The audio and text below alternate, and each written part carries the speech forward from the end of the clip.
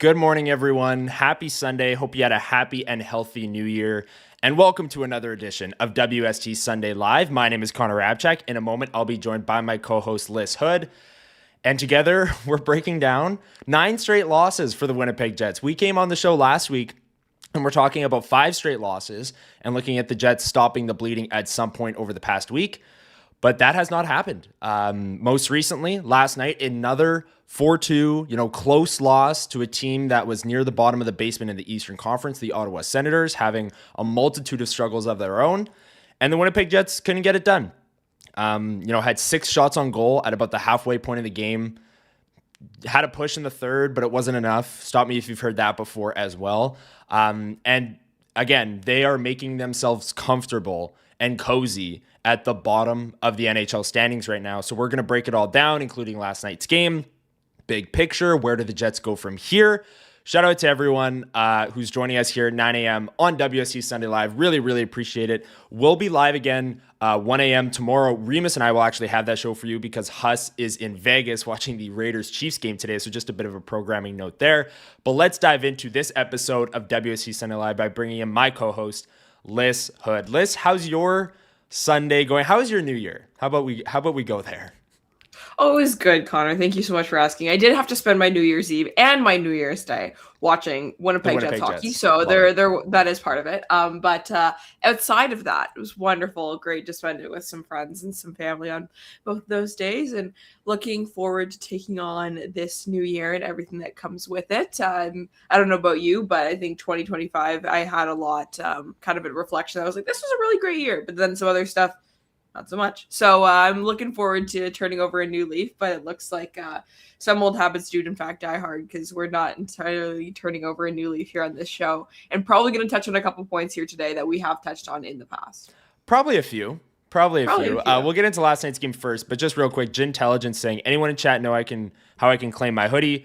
Email us, winnipegsportstalk@gmail.com. Big winner of the marble race on Friday, List. Gintelligence, first marble race of 2026. Well, speaking of hoodies, look at the fit we got going on today. Woohoo! I'm like falling over in my chair. Gonna back up so everyone can see it. Look at this bad boy. The Manitoba Moose. Absolutely stunning. Yeah, the Manitoba Moose FFO collection, if I'm not mistaken. The best team in Winnipeg.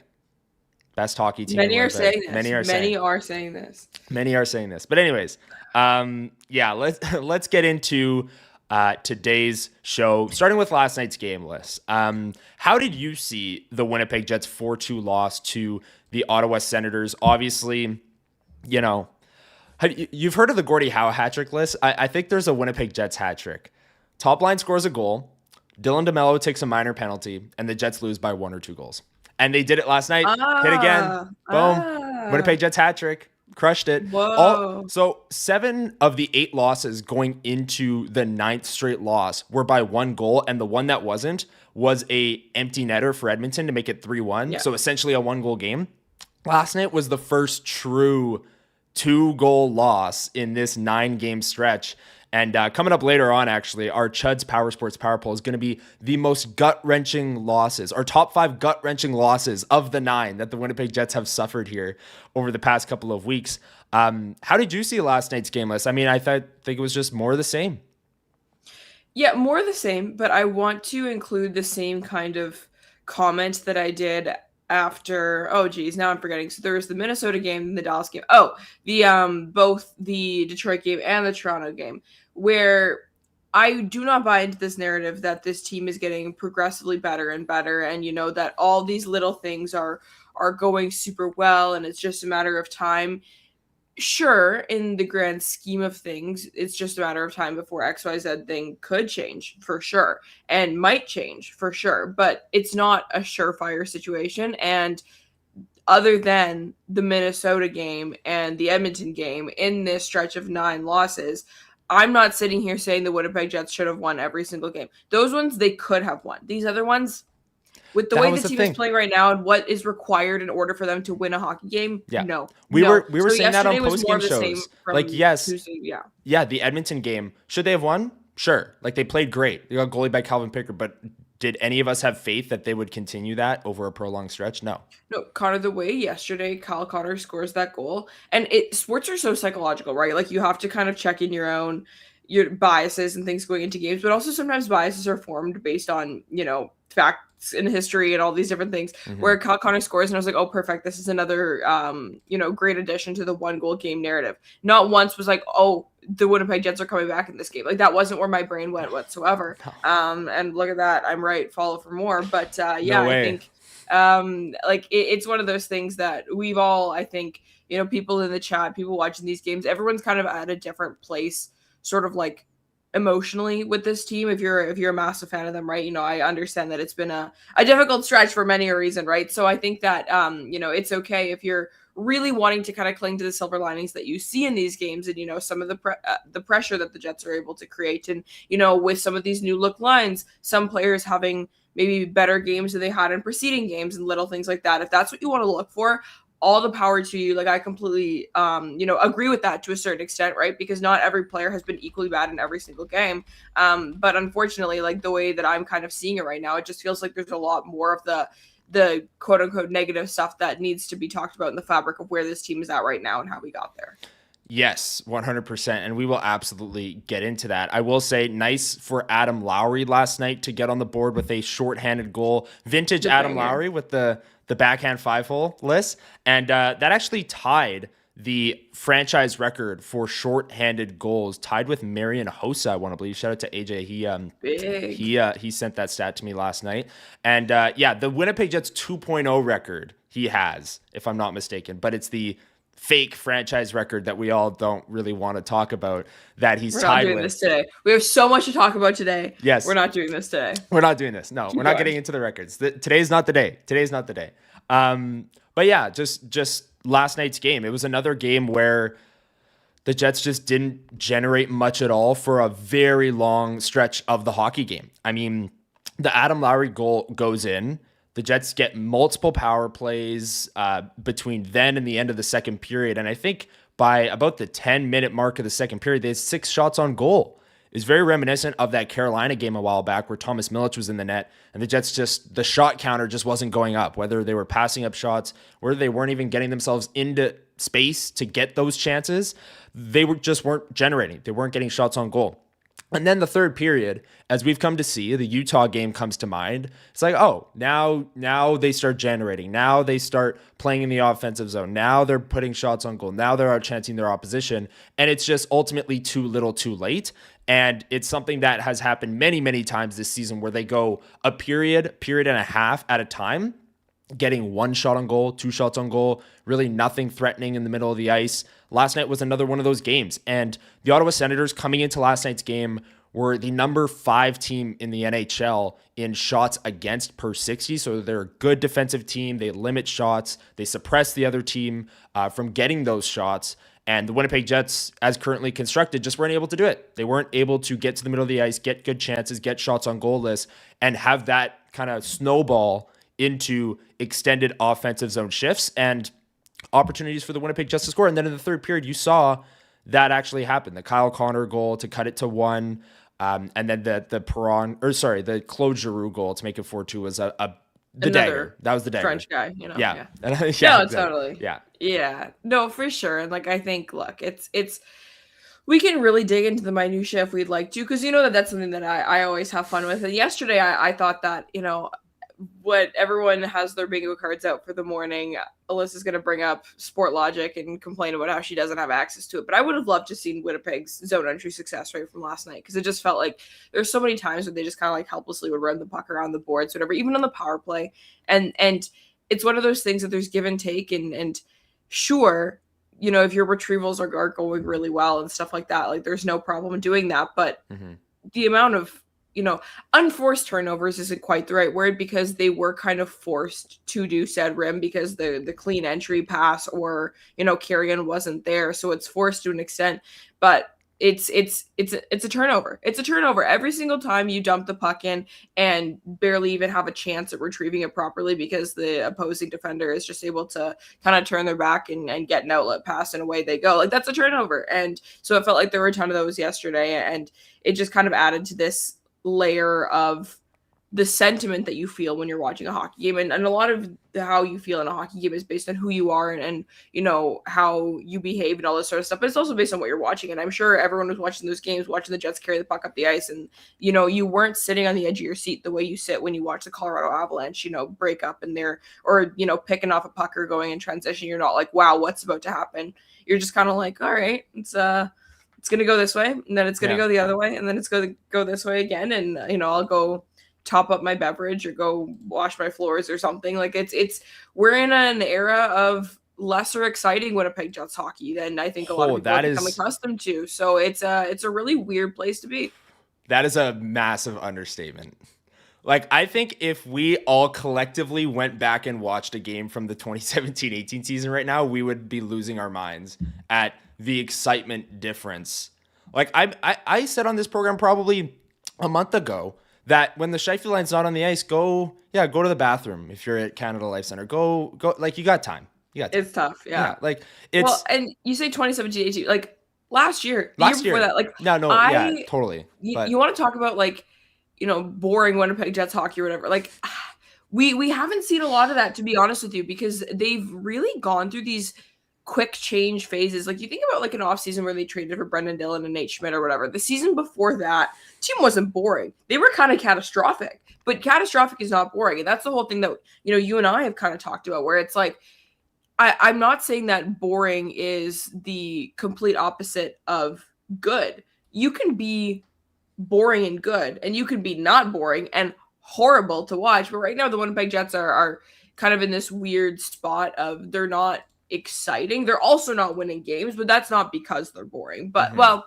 sure, kind of. There's a lot of crossover there. Those different things. But all I'm saying is, it's really tough, and I feel for Jets fans who spend so much time wanting to watch these games purely for entertainment purposes, and your team's not winning a game and they're also not making it fun. Like, that's difficult entertainment. I don't know what the definition of entertainment is, but I don't feel like this is really fitting the bill at this moment. Yeah. And I see people in chat, they must have access to our show plan doc list because people want to talk big picture. Mike Arsenault here says, how many players have the Jets successfully drafted and developed since 2015? We're here. Like, this is, we after the game last night, rabbit hole. This is our time to shine. So let's get into the big picture list. And I want to start big picture. I don't even know where you're going to start. I want to start with today, with the short-term big picture. And I want to say 9 straight losses. They have 2 days without a game before a long homestand. This is the time that a change would happen. If anything were to happen, they had the back-to-back 3 games in 4 nights on this road trip. I wasn't expecting anything on the road trip because it's such a tight turnaround and all of that stuff. And they're not going to make a change when they just have 1 game on the road and then they're coming back home. Anyways, now they've lost their 9th straight. There's 2 days off before they have their next game on Tuesday against the Vegas Golden Knights. This is the time to put a guy on waivers or do something. Big picture or organizationally, do you see anything happening like putting a player on waivers or a coaching change, if I dare to say, or just anything between now and Tuesday? Because I put that tweet out yesterday. What changes, if any, are on the horizon? And it's just, it was rage bait, clearly, because there's 30 comments that are just none. 0 changes are going to happen. So short term, big picture, organizationally, are you seeing anything in these next couple of days, or you think it's just going to be status quo Tuesday? It's so weird. I'm going to bring up something from last year that we talked about with our good buddy Jacob Stahl. I'm going to talk about Nikita Chibrikov for a second. Don't know if you thought that this is where my head was going to go. But do you remember last year, Nikita Chibrikov, he came up and he played 2 games and he scored, I believe, 2 goals in those 2 games. Yes. And it was because at that time, someone was hurt. Yes, this was a President's Trophy winning team and all this different stuff. But the argument that we had on the following Winnipeg Sports Talk Sunday Live was, do they send him down? And the argument that you and Jacob got into is you were like, yes, because it's the Winnipeg Jets.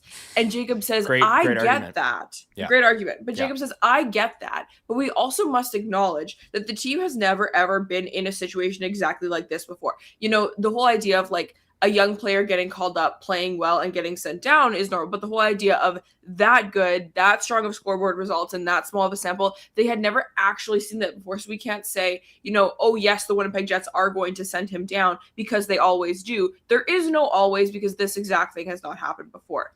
Now, that argument, I kind of want to plug and play into this exact situation where everyone's saying, well, they're not going to do anything because it's the Winnipeg Jets and that's what they never do. My counter to that is that there's no, well, here's what the Winnipeg Jets always do in a scenario like this, because there has not been a scenario like this. 9 straight losses is something that we have not seen in 15 years of the team being here. So you cannot say, here's what the Winnipeg Jets do when they lose 9 consecutive games.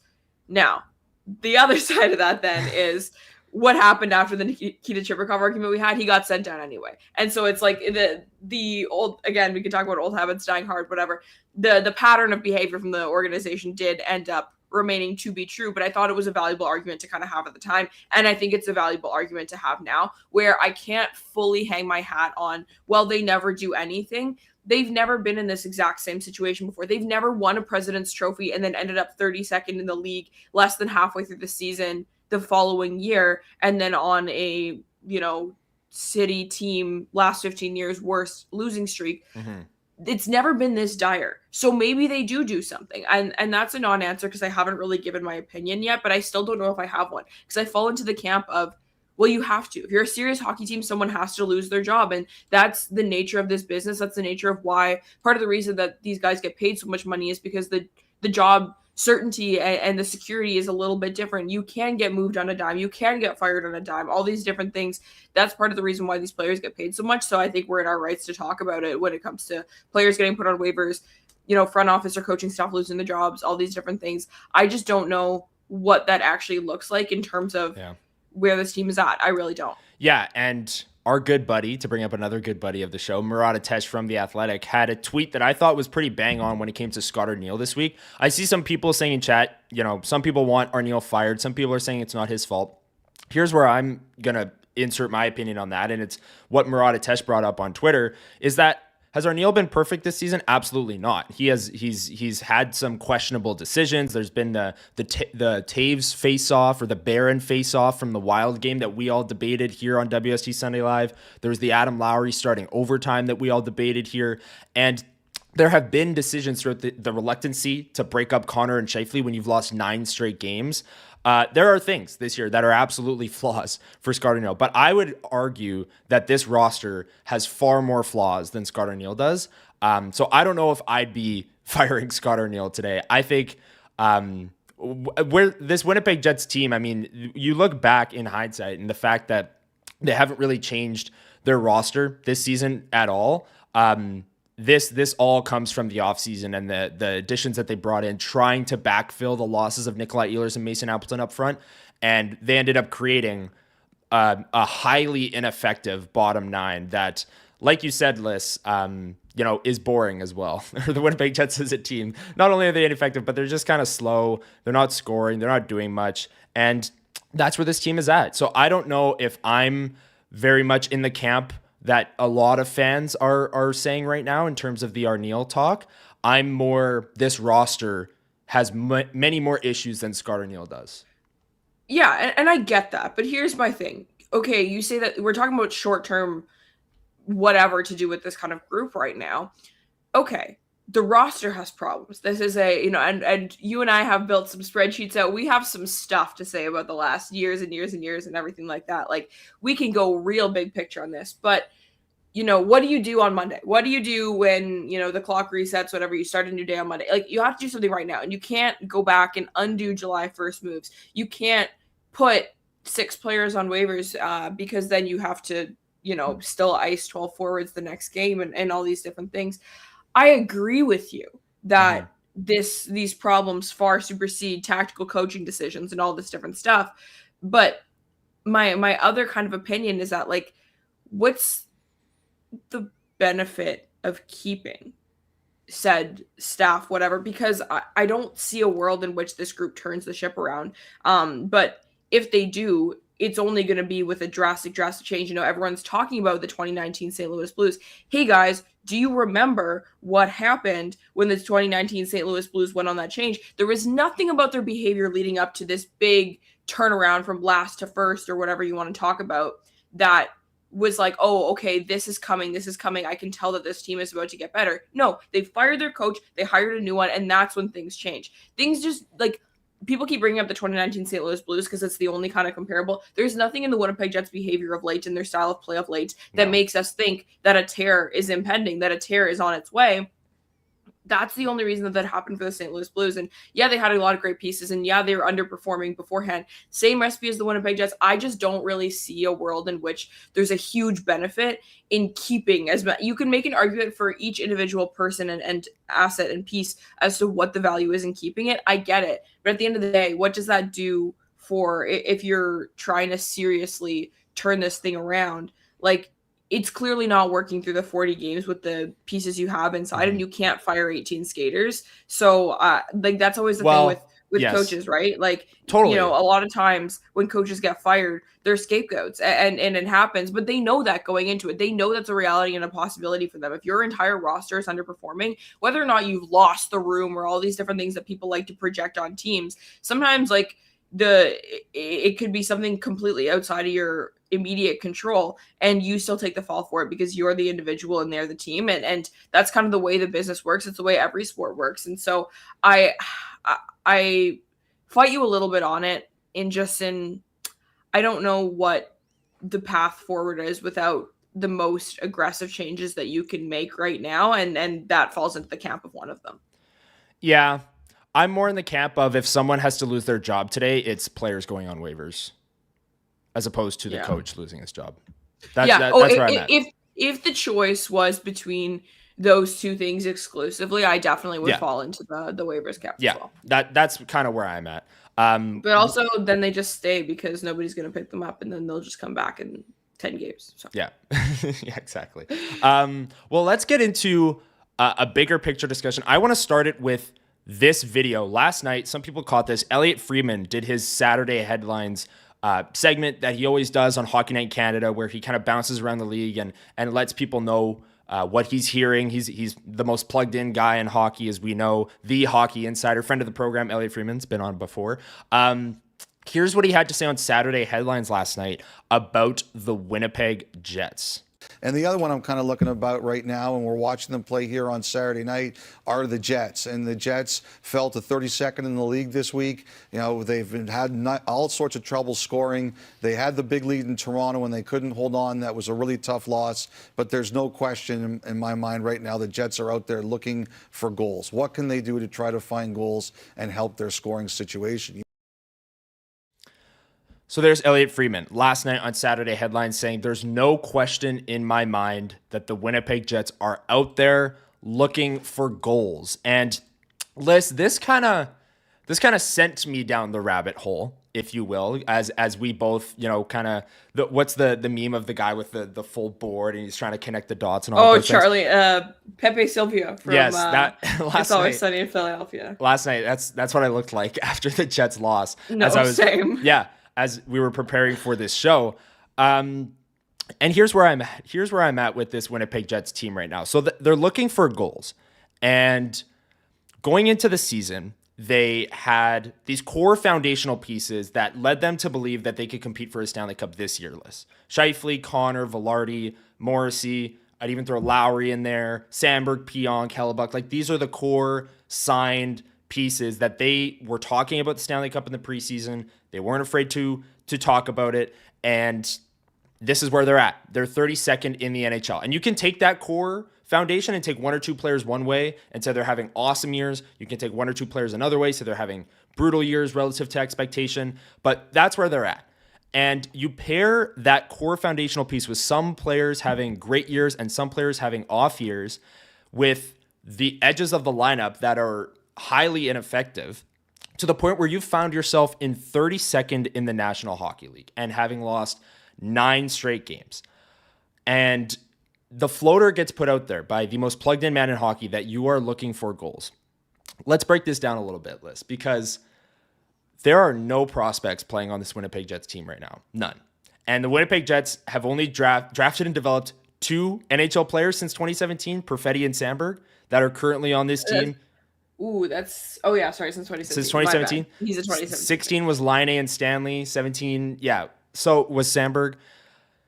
In the last, 8 years, 9 years, the Winnipeg Jets have drafted and developed 2 players that are currently playing on the Winnipeg Jets roster. So they're playing a I bottom. have a point about that in a second. Okay. They're playing a bottom nine that game after game after game, you're healthy scratching players. They're not scoring. You're reshuffling the lines. Nothing's working. Okay, so you're looking for goals. Let's dive into this a little bit more. Are you going to trade for a rental? Absolutely not. Because you're 32nd in the NHL. Why would you give up assets for a guy who's going to push you from 32nd to 25th? That's not going to happen, or nor should it for the Winnipeg Jets. So you want someone with term. You want a 30-goal scorer that's out there available with term. Okay, so what are you going to do? You're going to trade your first-round pick? No. That pick has a 23.5% right now to be Gavin McKenna. So you're not trading your first-round pick. You want to trade your second-round pick? Nope, you don't have it. You traded it for Luke Shen at last year's deadline. You could trade your third-round pick, but newsflash, 30 goal scorers with term aren't available for third-round picks. You also don't have your second-rounder next year. You also don't have your fourth-rounder in each of the next 2 years. And so the picks are just kind of off the table. Let's move to prospects then. The prospects that you'll get into in a second here, Lyss.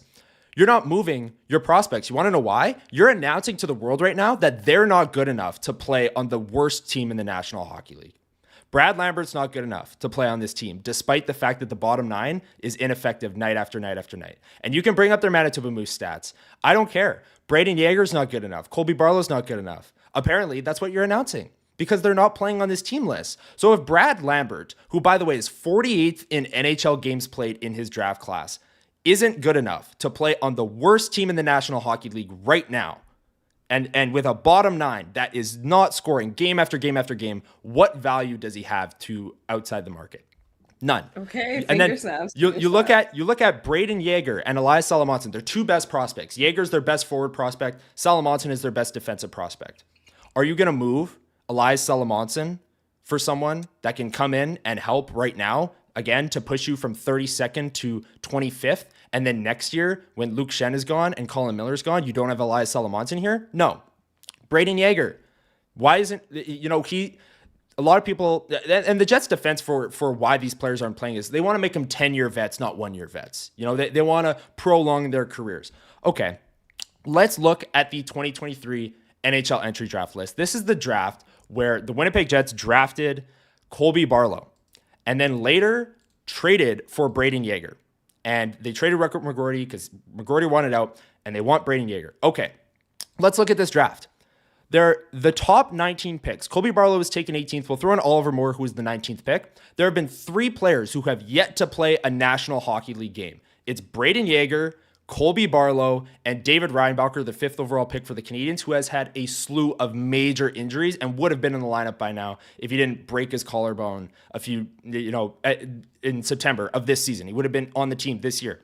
So the Jets prospects are 2 of the 3 players in the top 20 of the 2023 NHL draft who just haven't even seen NHL action yet. And you might think, oh, they have to come up and earn it. What is the bottom 9 earning right now for these kids not to come up and at least try and show that they have something? And you're not trading Yeager. You're not trading Salamonson. Lambert is apparently not even good enough to play on this team. So what value does he have anywhere?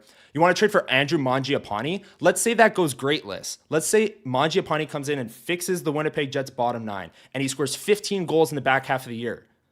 The Winnipeg Jets will then go from 32nd in the league to 27th, and they'll pick 8th next year. Like, nothing's going to happen here. I really don't get it. And the inability to draft and develop, which you're going to talk about here in a second, is just looming large on this Winnipeg Jets team as of late, because they're announcing to the world that their drafting and their developing isn't good enough because they're just rolling out the same bottom 9 night after night and nothing's happening. I enjoyed that. I really did. Thank you. This is my board. This is my board. This was me last night going, what is going on here? Why isn't Braden Yeager and Colby Barlow ready? Everyone else is around the NHL. They're 2 of 3 players that haven't played an NHL game yet. Why aren't they ready? Zach Benson was taken 1 pick before Braden Yeager. He's played almost 200 NHL games, Lyss. And you might say, oh, the Buffalo Sabres, they're not good. So that's why he got his opportunity. The Winnipeg Jets aren't good either. They're 32nd in the NHL. And it's one of those things that, like, I can't, like, I in any given argument, I will fight the other side of it. Oh, the Winnipeg Jets were good. They can't play their young players. Well, the argument right now for why the young players wouldn't be playing is because the team is bad and you don't want to play the team or the young guys on a team where it's bad. terrible environment to try and develop in all this different stuff. So when do they play? I don't know. But listen, obviously I'm in agreement with everything that you said. Obviously, I do think it's very interesting, and particularly that point about that 2023 first round draft class, because in my head, I charted out what happened with every single Winnipeg Jets draft pick in the last 10 years since they last went on a run, just to kind of see where everything went and where it's at. And now I'm going to go on a rant because you said so many things that I also want to touch on a couple of things that you started. Number one, we know that the communications around tanking, the communications about selling, the communications around giving up and throwing in the white towel on the season are very, very difficult, whether it's from insiders, from media, from teams themselves. So what Fried said yesterday, friend of the show, Elliot Friedman, he's been on the program before, right? I'm not throwing Friedman under the bus, but that's what the Jets need. That if they were to win, they're looking for goals. If they were to try and win, they're looking for goals. Sure. I don't know if that's actually the route they're going down right now. I don't know if they're kicking down the doors on Andrew Mangiapane. Let's be real. I don't think so either. It could be, but yeah, listen. Okay.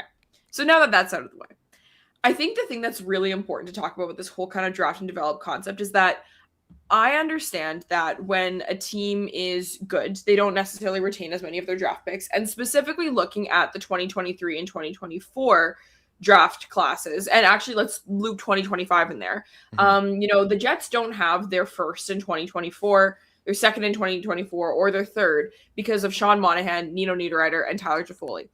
The Tyler Toffoli one, that one didn't necessarily pan out in the way that the Jets wanted it to. But Monahan, Niederreiter, Toffoli, at the time that those trades were made, right? Because we can't always look back and with too much hindsight bias. Every single one of those moves the Winnipeg Jets should have made. If the Jets had stood and done nothing and not bought and not kicked the tires on Sean Monahan in the season in which they acquired him, everyone would have been mad. Everyone would have been so angry with them. So I don't fault them for that. The season before, they didn't have a second round pick in 2023 because of the Brendan Dillon trade. Fair enough.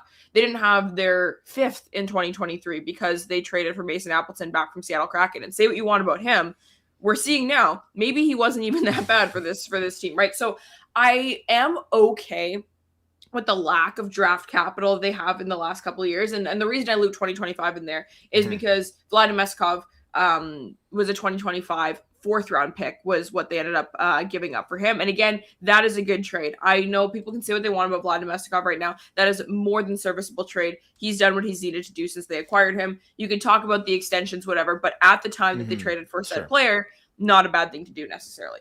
My problem is that I have the draft picks kind of pulled up on my screen right here from 2018 on, which is when the team started getting into this buying era, right? Where they were selling off a lot of these picks, whatever, but they still were able to retain a decent amount of them. You guys remember the Neil Pionk trade, the Morgan Barron trade, all these different things where they were able to kind of filter firsts in and out of the organization, where honestly, between 2019 and 2022, they had 5 first-round draft picks in 4 drafts when they were in a quote-unquote kind of contending window. I know they missed the playoffs in that stretch and all that sort of stuff, but they were buyers in 2018, 2019, and then they were buyers in 2022 onwards. So to have that many higher round draft picks is actually that's good asset management. Right. However, since 2018, let's look at their top 2 picks, Connor, from every single one of these drafts, okay? Oh boy. 2018, there's no first-round draft pick because they traded that for Paul Stastny. Yes. Good trade.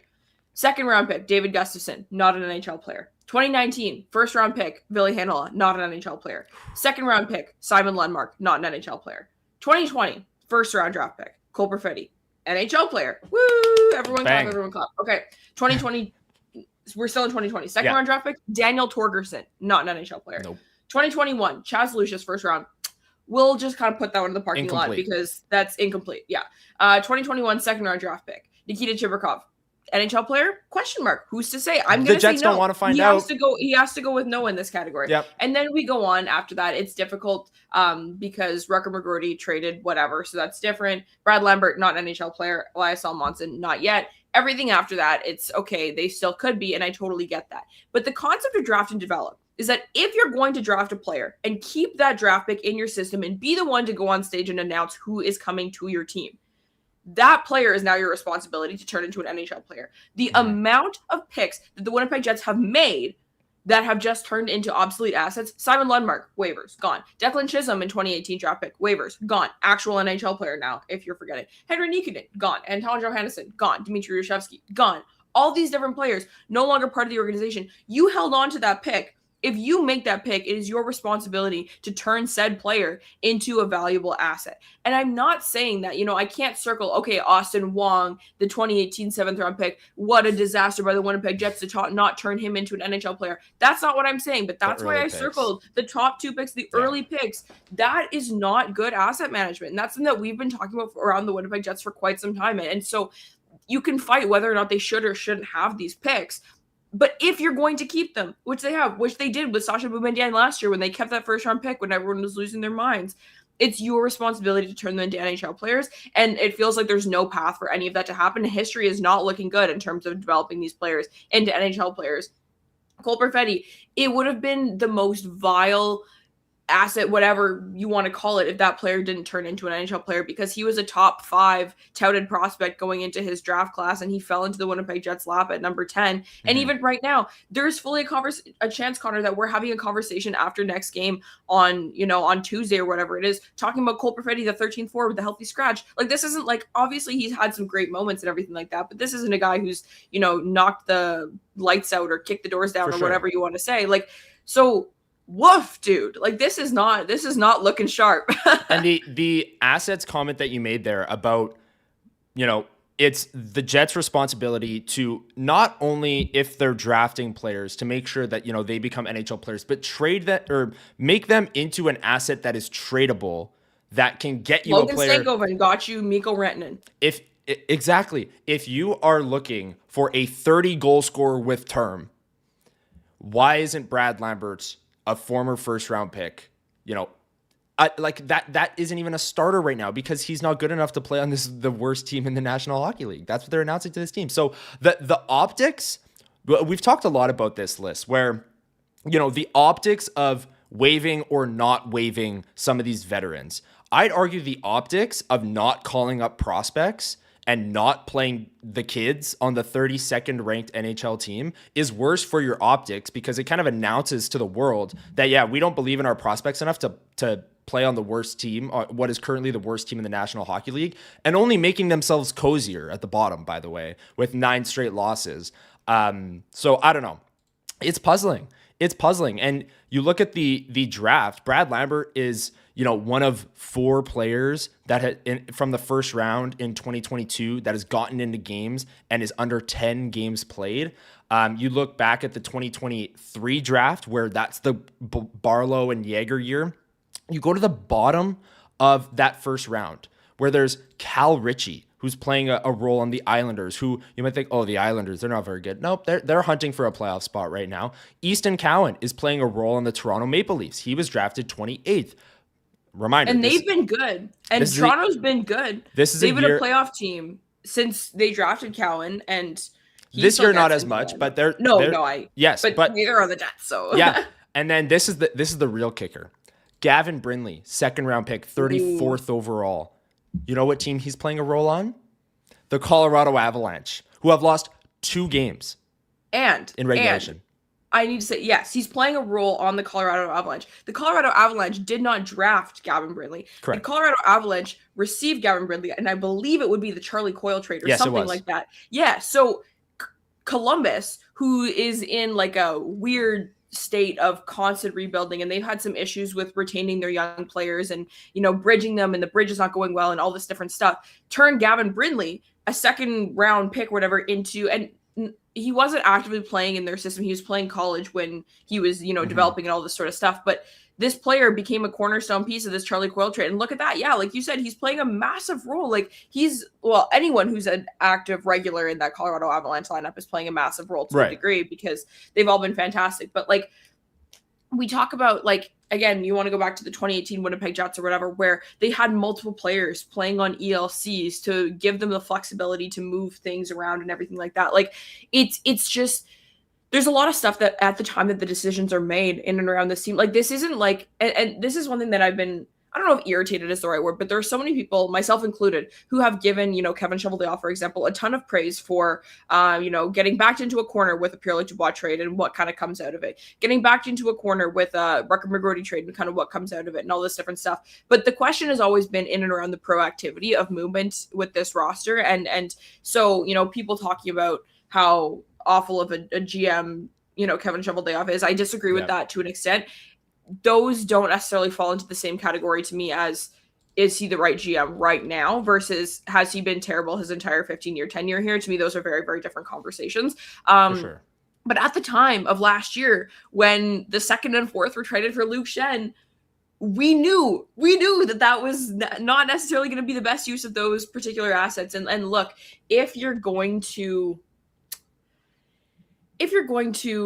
trade away these picks in order to bring in, some actionable pieces, some active pieces that are going to have a really big part in your lineup right now, like they have to hit. And that's the tough part about kind of trading for active roster players. And draft picks are lottery picks. We've always said that. We know that. But it is your responsibility to sort of turn these picks into something serviceable for you or for teams that you trade them to or whatever. But when you're using them as capital to bring in active players, you have less flexibility for those moves to not hit.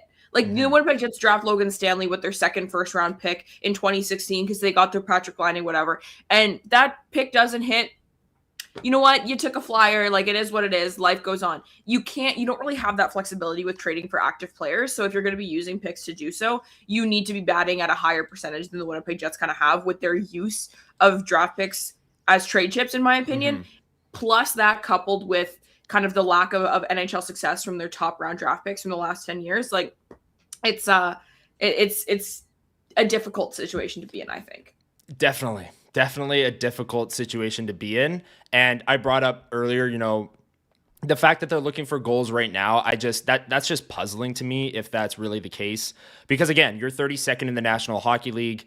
I ran through all of the assets and the players that you did draft who have spent years in the minors, like Brad Lambert, who's currently playing in his third AHL season, you don't have faith in to even call up right now. So why is he even an option for a team to trade for? It's quite interesting, and it's quite a bad spot for the Winnipeg Jets to be in, where you don't really have the assets in terms of draft picks. You don't really have the prospects to call up right now, or at least you don't believe so.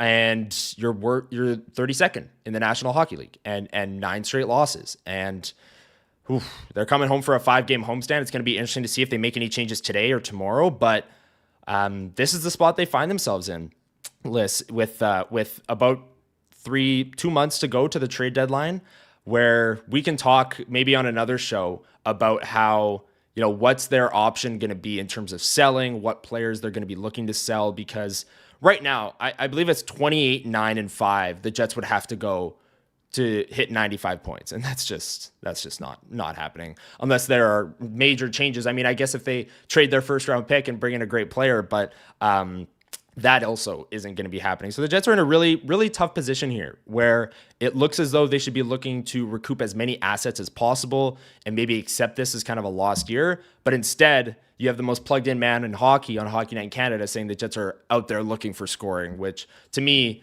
like I said a few times, kind of puzzling. Lyss, anything else you want to say before we get to, we've got our Chuds read and power poll, and we get to the trending up down, burning questions segment. Might have to be 30 minutes. Yeah, I was today. going to say, let's get to our segments then, because Sure. I feel like we might have a lot of burning questions. So folks, kind of get ready for that. We'll do 2 segments before we get there, and then rapid fire those because we want to get to everything. It's been really interesting. I keep getting distracted by reading the chat because everyone has some really interesting kind of input that they're providing in the chat today. So if you're here, thank you so much for being here. And I'm very interested in everything you guys are kind of saying and sharing kind of in this space right now. Yes. And it just goes to show that even when the Jets are winning 8 straight or losing 8 straight, there's always something to talk about. And there's always something to do here on WST Sunday Live. So yeah, we really appreciate everyone stopping by today.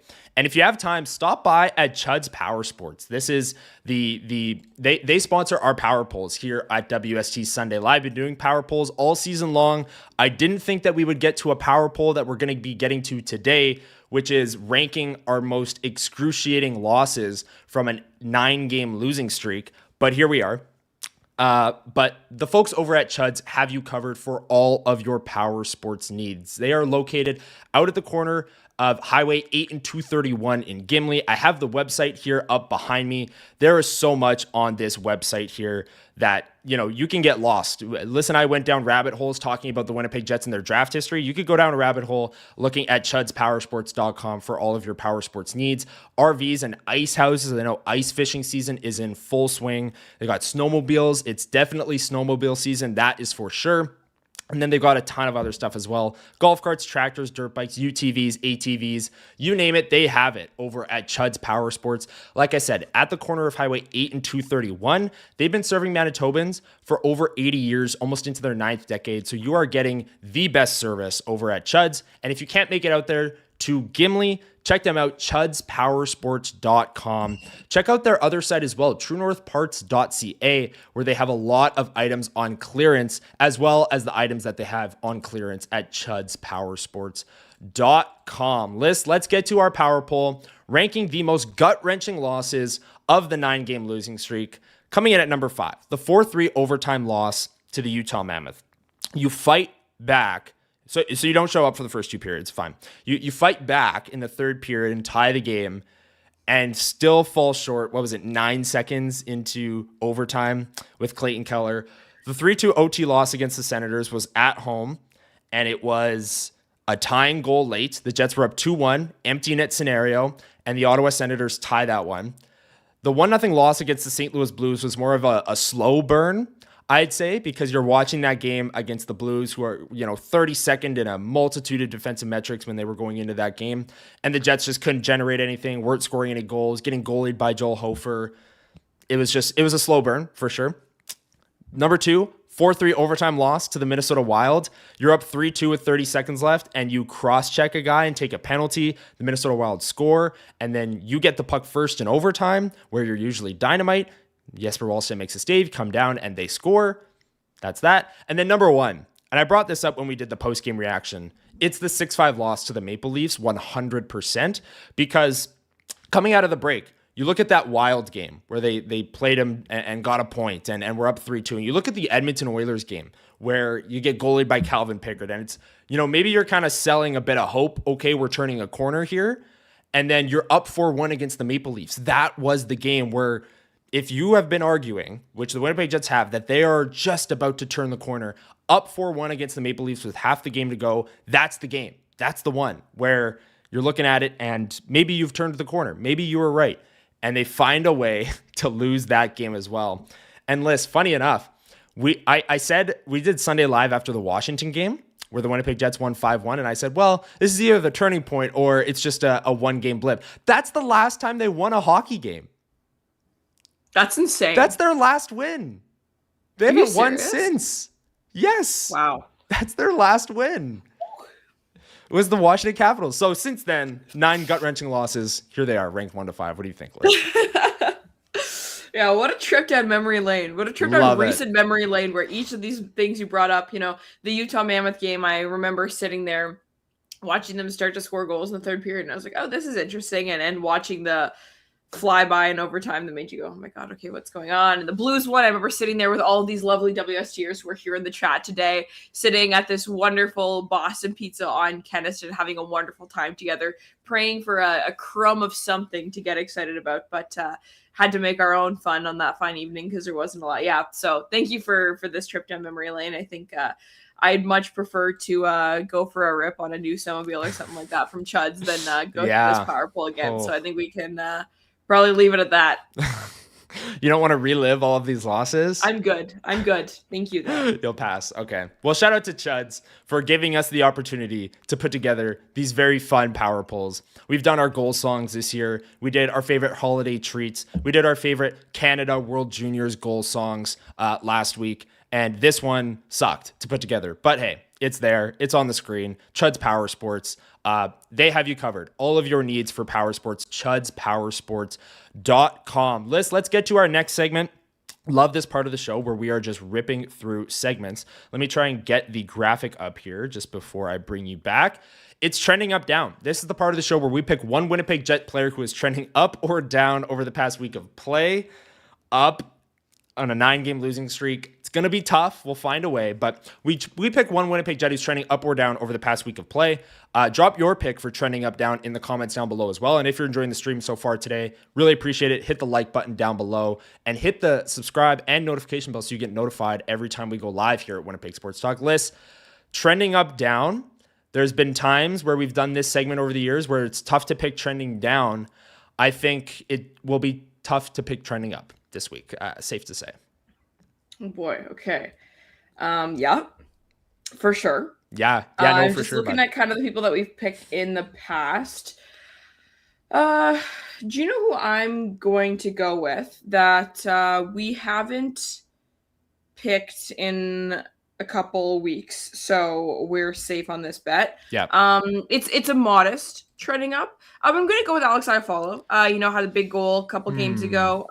It's not a great pick. It's tough. But it's tough. I'll give you that. Gets the promotion to the top line yesterday, and I was listening to Kenny and Rennie, and I liked kind of their commentary and insight on what the line changing was there. Everyone always thinks it's to diversify offense or whatever, but Travis Green hockey is a little bit more tight-knit, defensive, whatever sort of stuff. So I believe it was Sean who was of the mind that the promotion was likely more due to kind of balancing out the lineup a bit to add a bit more defensive conscious at top line. Regardless, Alex Iafallo is always the guy who kind of gets the call when they need to add a little bit more spice to the top line kind of on the back end. So that's my guy. I'm curious to hear who you pick. Who did we take last week? Connor Scheifele, Lowry Jamela are off the board. Lowry. He's like the one guy I was thinking of taking for trending up because I actually think he's been not bad as of late. You could take his winger, maybe. Morgan Barron? Yeah. Yeah. That was who I was thinking of, and then I was like, we gave him trending up a couple weeks ago, and I'm like, he doesn't deserve 2 and 3 weeks, I don't think. But then I was like, I really don't know where to go. Where do we go here? Velarde? I know. I was thinking that too. So maybe that's not a bad choice. Let's go, Gabe. He's on that top line. Nah, whatever. Like, this is tough. Let's get to trending down. No, I'll take Gabe, but also someone mentioned in chat Alphonse Frey. Do want to give a shout out. Trending up, Alphonse Frey and Sasha Boumedienne playing well for Sweden at the World Juniors. And they play Finland today at 3:30. Canada takes on Czechia at 7:30 in the World Junior semifinals. So if you're not doing anything at 3:30, the NFL slate is brutal. Tune in to Sweden versus Finland and watch number 5, Boumedienne, and number 20, Alphonse Frey, who have both very much impressed me so far at this tournament. But Lyss, trending down, who do you got?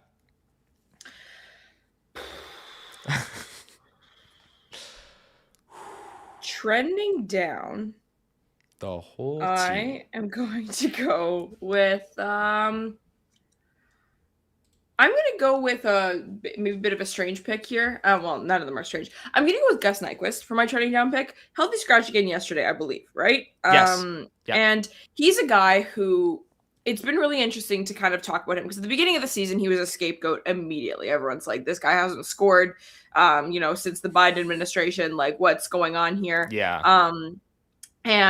But then he started to generate a little bit more, and he'd have a couple of looks over the course of a game that would make you go, like maybe there's a little bit more kind of going on here. Got the promotion to the first line a little bit, got onto the first power play unit, all these different things. But very, very, very little in his game has changed for me in terms of my confidence in his, I don't know if ability is the right word, but like likelihood of finishing on said chance. Still on 0 goals in the year, whatever. And then he's still getting the kind of healthy scratch rotation. Yeah. I also think that he is a contender in terms of, whether it's cap relief, actual execution, all this different stuff. If we're going back to, what feels like a lifetime ago, our conversation about short-term fixes for the teams, if anyone gets put on waivers today, whatever, he seems like one of the higher likelihood candidates for that sort of thing. So he'll get my choice for today. I like it. I'm going to take Vlad Nemesnikov, Lyss. He has 1 goal. He has no goals. Let me get this right, because every single game, there's a graphic shown, whether it's TSN or Sportsnet, on the broadcast of the goal droughts. Vlad Nemesnikov, up to 28 games without a goal. And he's been He's been on the fourth line at times in that, but the majority of it has come with him being the second line center or the third line center. I believe he only has 1 assist in that time as well. So Vlad Nemestikov has been a solid player for this Winnipeg Jets team the last number of years, filling that second line center role with Ehlers and Perfetti, and that line, when given some softer competition, was really able to eat on some bottom pairings against other teams. And it's just not working this year in terms of Vlad Nemestikov and whatever line they put him on, and the combination is just Nikolai Ehlers. I think that's the biggest impact where his absence is being felt in Vlad Nemestikov for sure. So that's my trending down. I would just like the record to show that we have been doing this segment for multiple weeks now. We've been doing it since last year, obviously, but this is our 13th week since the season started. Okay. And week 1, after the first stretch of games when the Winnipeg Jets had, won some games and things were okay, our very first trending up or trending down picks of the year were me saying Gus Nyquist and you saying Vlad Nemestikov. Wow. So we have fully come full circle. Because I started typing it into the spreadsheet, and it's like you already said back to back Nyquist and Nemestikov. I was like, dang, okay. The more things change, the more they stay the same. And that is quite something. And you look back at the first couple of games, and Nemestikov and Nyquist, those will be our picks for trending up down. A lot of great picks in the chat as well. Thank you everyone for sharing your picks for trending up down. Lyss, let's get to our final segment. This is the one we wanted to allocate more time for. It's one burning question, but as someone in the chat earlier said, this might be more like 25 burning questions. This is the part of the show where we open it up to the chat room. You guys fire away with questions, and we try and rapid fire as many as we can before we wrap today's show. And there's going to be a lot, so we're going to try and rapid fire through these. And one burning question. Drop your question in the comments down below. Lyss, my one burning question to you: have you been enjoying the World Juniors? How are you feeling going into tonight's game? We have a burning question is supposed to be something that has like a deep answer. Have you been enjoying the World Juniors? Okay. Yes. Okay. A deeper question. USA Here you go. stinks. Canada rules. Of course, I'm having a great time. It's been a great stretch this past week. Of course, cinema. Really, if you think about it, it's been so much fun. I had a couple friends over. We all went to my parents' place on Friday. Let me tell you about my Friday night. All right, so sure. Friday night. I don't even know what I was doing on Friday. Oh yeah. But I was in the city, where I do be living. Picked up a bunch of pizza. Went back to my parents' place outside of the city. My neighbor, my cousin, my brother, a bunch of my friends kind of came over. We had a bunch of DJ's Pizza from Westwood, Winnipeg. Best pizza in the entire city of Winnipeg, and I will die on that hill forever. Elite. Get home in time for a Team USA hate watch. Watch them lose. Missed the first minute of the Canada game, just ensuring that we get the USA hate watch done. Yes. And then watch Canada put the foot down and steamroll their way into the semis, which is going to be absolute cinema this fine evening. So yes. What a weekend. What a Friday for me. And then I had my stuff. I didn't end up going to the rink with the boys afterwards because it was late and I was tired. But the plan was to go to the outdoor rink, but it was cold, so I was being lame. So. Fair. No, the USA hate watch was glorious. It was generational, awesome. It was for awesome. sure. It was so much fun. Especially since Canada's lost in the quarters the last 2 years, one of which was on home soil. That was fun. Anyways, let's get to one burning question before I go on a long rant about USA hockey. Doug asks, who is the first to hit the waiver wire for the Jets? If you think someone's on waivers today, Lyss, who at coolbet.ca, when you're doing the odds, who has the shortest odds to be on waivers today?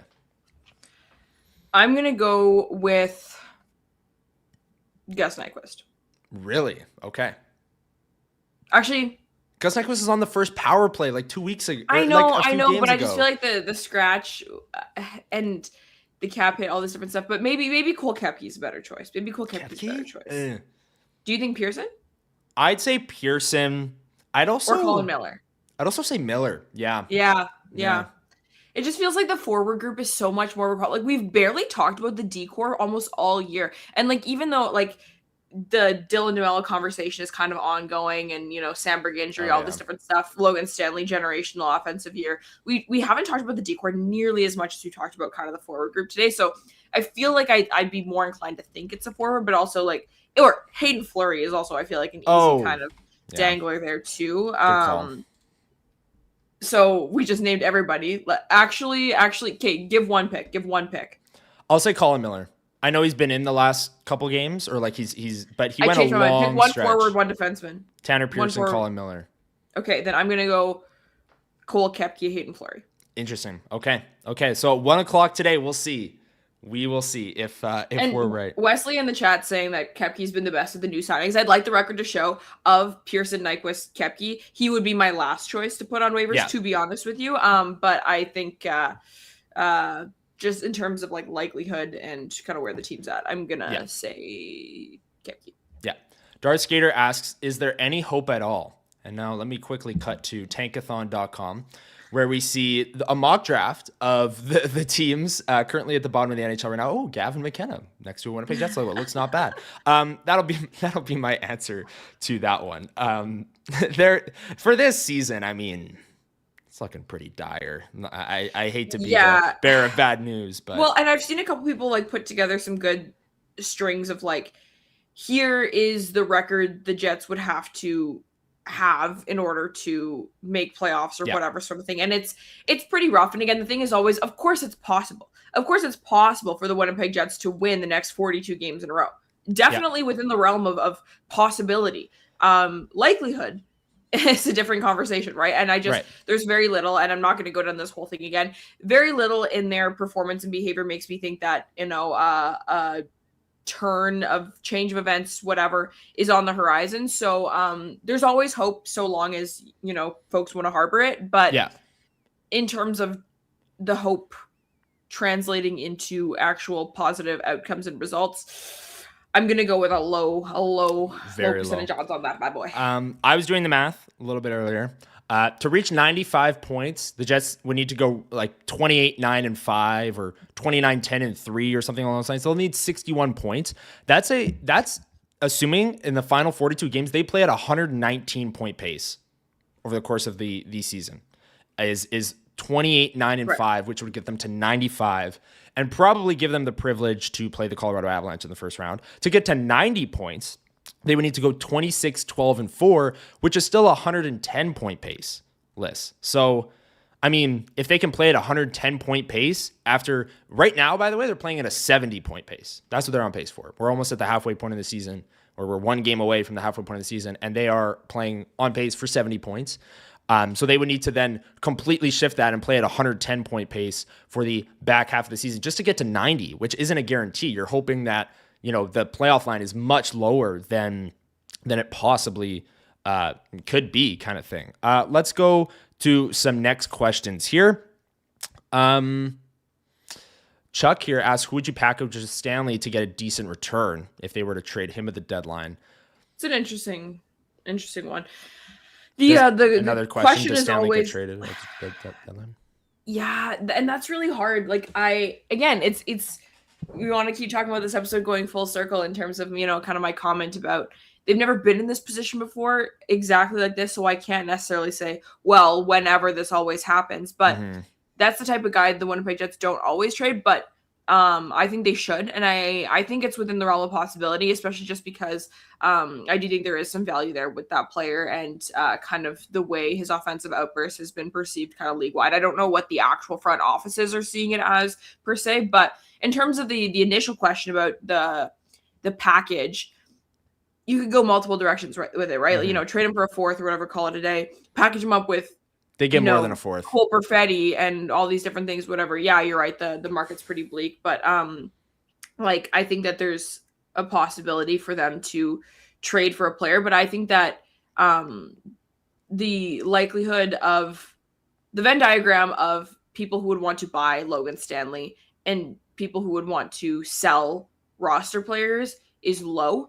The only, I think, hope there would be like a Gavin Brindley, Charlie Coyle-esque trade like we talked about earlier in the episode, where you kind of package that up and send said player to, the Winnipeg Jets, and they probably go play with the Manitoba Moose because they're, not of legal drinking age in the US yet kind of thing. But I think a Logan Stanley trade is probably one of the most likely outcomes in terms of roster movements in the selling category, if I had to guess. Yes, sure. Yeah, let's roll through some of these other questions. I saw a question earlier, but it's not up here for me to bring up on the screen. But the gist of it was, whose job is more at risk, Scott O'Neill or Kevin Cheveldayoff? Right now, I'd say Scott O'Neill with 9 straight losses and 32nd in the NHL. In terms of, who's more likely to lose their job today, if, you had to answer that.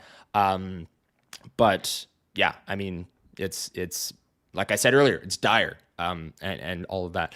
Is this team actually retoolable? I'd say yes, because earlier on I said, there's those core foundational pieces where you take 1 or 2 or 3 guys one way, Scheifele, Connor, Morrissey, that are having great seasons, and then you take 2 or 3 the other way, Sandberg, maybe Pionk, maybe Lowry, Hellebuck, since returning from injury, has a sub 900 save percentage, who aren't playing maybe up to their usual standard, but that core foundational piece is still there. And I think, say they finish worst and get Gavin McKenna and Salamontan's playing a role next year. Like, I do think that there are some avenues to this team being returning to the playoffs next year and being a better team kind of thing, as opposed to just being cooked, being the next Buffalo. Oh yeah. No, for sure. Like the challenge for me is how long do you have to retool? Because, Mark Scheifele's in his 30s now. It's not long. Yeah. But the Stanley Cup winning hockey teams, whatever, they have a superstar goaltender, a superstar 1A defenseman, a superstar top line center, and a superstar scoring winger. The Jets have all that. So it's absolutely retoolable so long as those players are still kind of in, contention or whatever you want to call it. And I think a retool is so much better, whatever, than a rebuild in a certain regard, just because those core players, like, you sell the farm to get players like that. Like, those are the types of guys that you kind of build around and everything like that. So if you have them, you keep them and you do your very best to manage that, because so you trade Kyle Connor or whatever you want and you get like a boatload of prospects and picks. There's no guarantee. There's no even like high likelihood that any of them become Kyle Connor. So if you have Kyle Connor, do what you can with that kind of in the meantime. But I definitely understand people in different categories of this whole like rebuild era. But to answer this specific question, I think this roster is retoolable. Yeah. And Kreisinger from Earth says, did you guys see my question? That was the Arneal Chevy one, but correct me if I'm wrong. I think that's the question that you asked. I believe it was a little bit earlier. I can't bring it up right now, but let's go to a few other ones. Does Taves get traded at the deadline, hit 60 games bonus just before the deadline? Yeah, last night was also happy Jonathan Taves bonus day to everyone who celebrates 40th game of the season. I'd venture to say no. Lyss, what do you think? I'm gonna say no as well. Like, no. I think it's one. Yeah, I think But everyone in the chat is chatting about. I don't know if you saw the free agent notification, but Stan's gonna get a hearing. So. Oh, really? Okay. Yeah. Well, let's talk about that. I've seen people mention that throughout the Stanley having a hearing today with player safety. I've seen people mention that throughout the show. Let's wrap our one burning question segment here. Thank you everyone for submitting questions down below. Really appreciate it. Tons of great questions. We tried to get through as many as we can.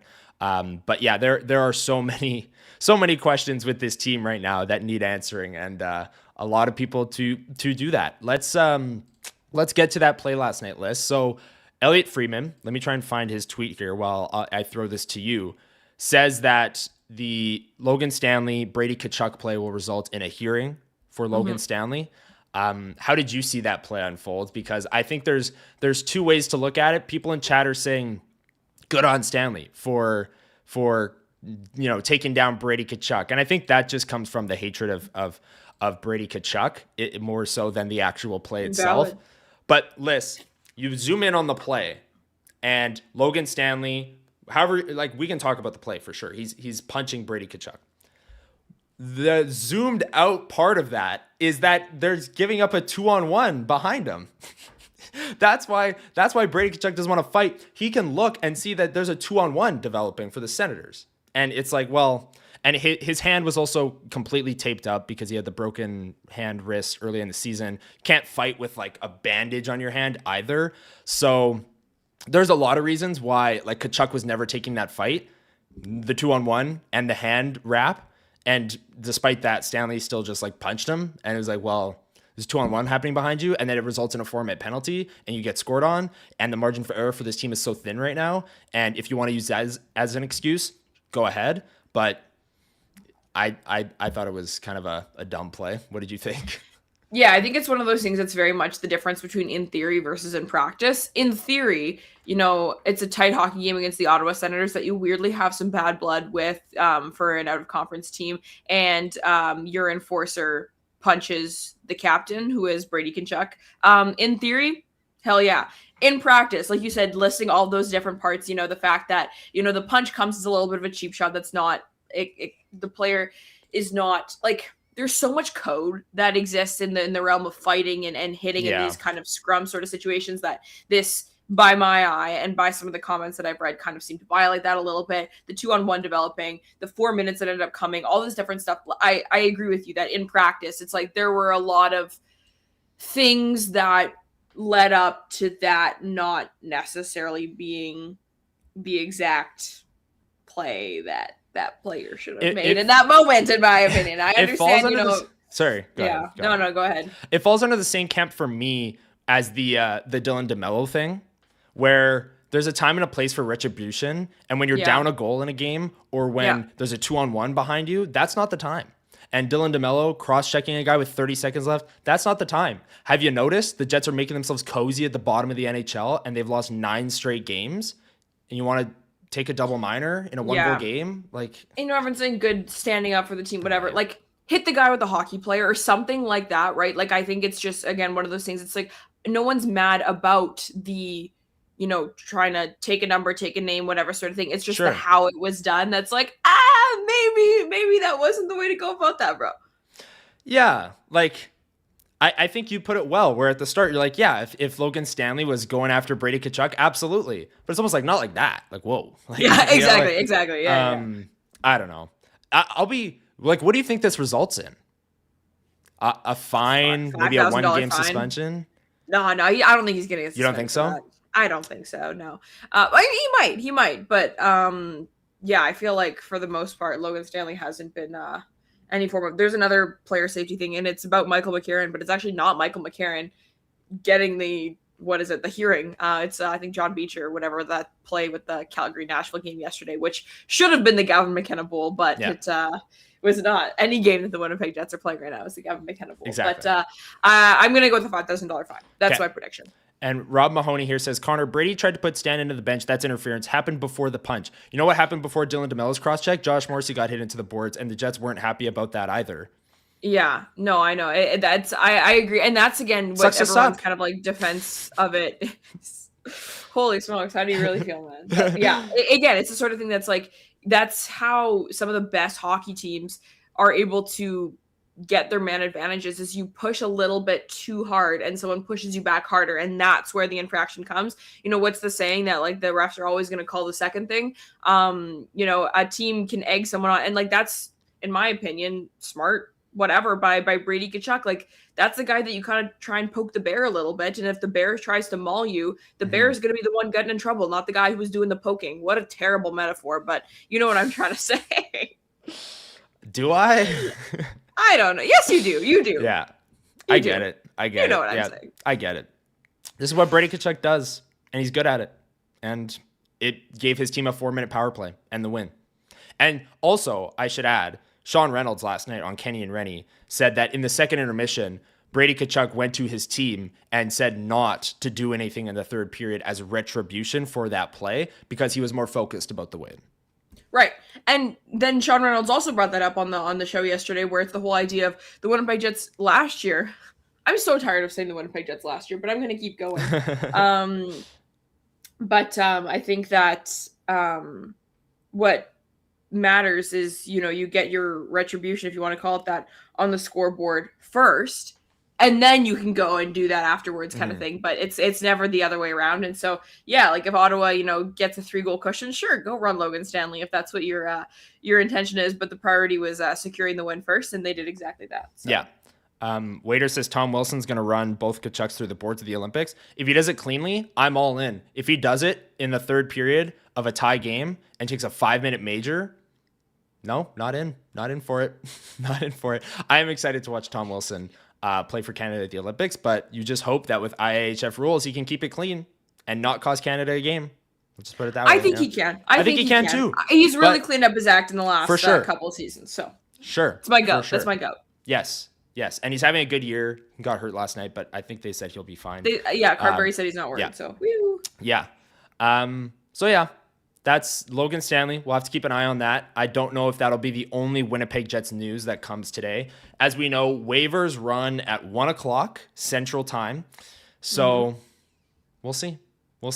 Final predictions list for what happens between now and Tuesday night. Oh boy. Yeah, we got 2 full days off. Home on Tuesday, game against Vegas on Tuesday, right? Yes. Start of a 5-game homestand against Vegas, Edmonton, LA, the Devils, and the Islanders. And then they take on the Wild. They go on the road and take on the Wild. Then they come back and play the Leafs. I mean, everyone's above them in the standings right now. But yeah, I say that a player gets put on waivers today. Okay, I'm with you on that. Let's do it. Do you think there's any world in which this is a random kind of question to ask at this point in the show, but what was it? The Leafs the other day fired one of their assistant coaches, but not Craig Berube. Like they fired their defense coach or something. Do you think there's any world in which they do any coaching changes that doesn't pertain to Scott Arniel? I say no. I'd say so. No as well. But waivers y'all are funny. No way.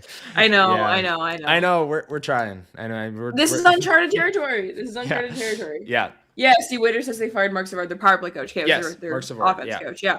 So Yeah. I don't know. Good with call. The way the power play looked yesterday, who knows? So, but someone mentioned Davis Payne has had some reps as an NHL head coach. So, interesting. I think, or something like that. Interim, maybe. I don't even know. But we'll see. I'll venture on the side of nothing happening. Actually, I think. Yeah. Nothing happens. Did they extend this to double digits lost streak on Tuesday? Oh yeah. Okay. Can they hit the Winnipeg Jets hat trick again? Which, if you missed it at the start of the show, is a top line goal, a Dylan DeMello minor penalty, and losing by a goal or two.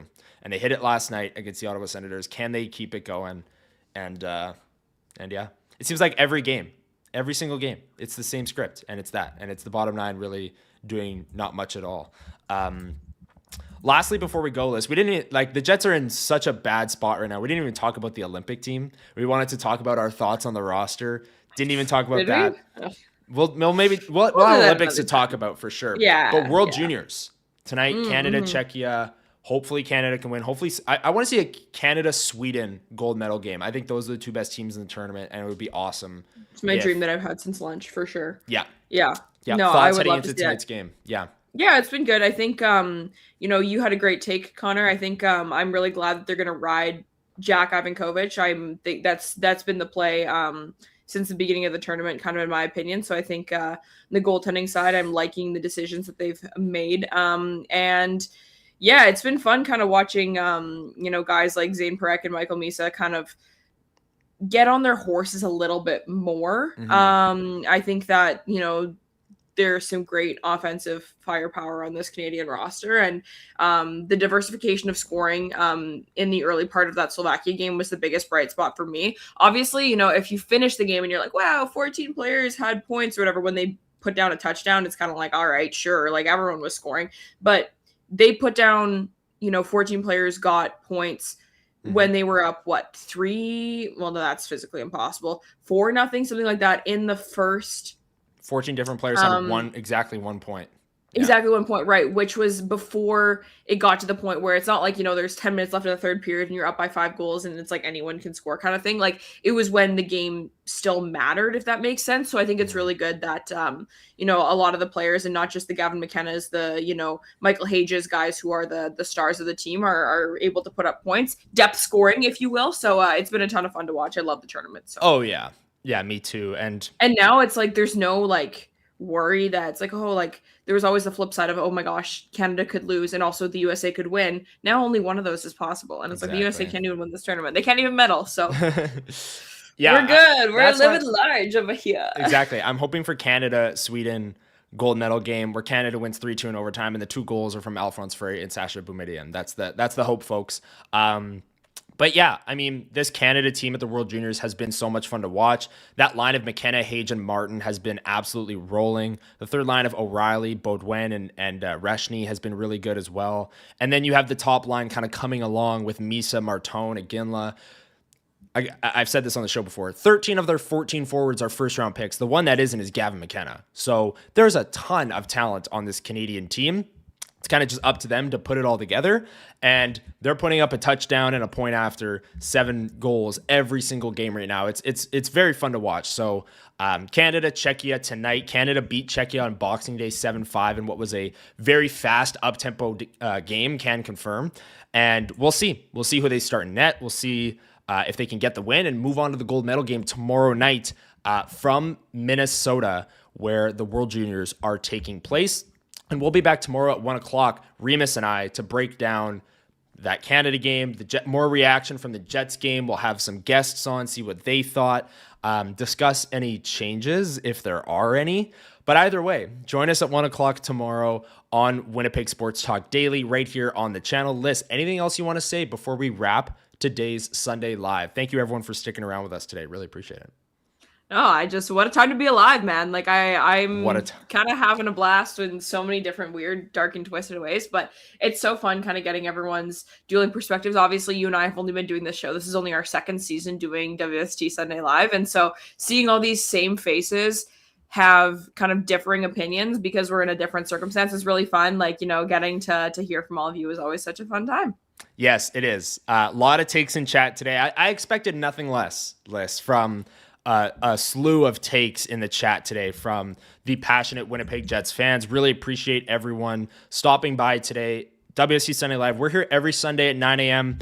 breaking down the Winnipeg Jets and usually their Saturday night games if they have one. This week, the Jets play Friday at home. That's après ski night and also Winnipeg Sports Talk ticket pack night. So really looking forward to seeing everyone there, mingling with Huss, Remo, Lyss. I don't know if you'll be there. I'll be there. WST ticket night. Make this a public invitation to be there, Lyss, in the building.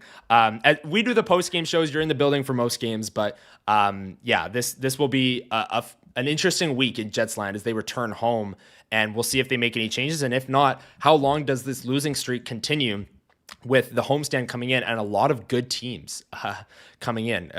It doesn't get any easier with Vegas coming into town Tuesday against this Winnipeg Jets team. So from Lyss Houde, I'm Connor Hrabchak. Thank you for listening to this edition of WST Sunday Live. Really appreciate it. Enjoy your Sundays, everyone. Go Canada tonight in the World Juniors. And we will talk to you tomorrow, 1 o'clock, right here on Winnipeg Sports Talk. We'll talk to you then. Thanks for watching WST Sunday Live. Hit the like button on the way out if you enjoyed the stream. And like I said, join us tomorrow, 1 o'clock, Winnipeg Sports Talk Daily. Talk to you then.